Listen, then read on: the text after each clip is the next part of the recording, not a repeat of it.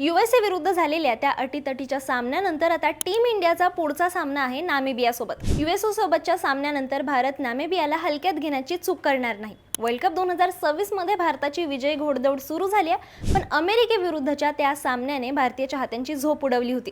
वानखेडेवर 6 बाद 77 अशा कठीण प्रसंगातून कॅप्टन सूर्याने आपल्याला तारलं। आता उद्या म्हणजेच 12 फेब्रुवारीला दिल्लीच्या अरुण जेटली स्टेडियमवर भारत विरुद्ध नामिबिया हा सामना रंगणार आहे। कागदावर नामिबिया दुबळा संघ वाटत असला तरी अमेरिकेने दिलेल्या धक्क्यानंतर टीम इंडिया कोणालाही कमी लेखणार नाही।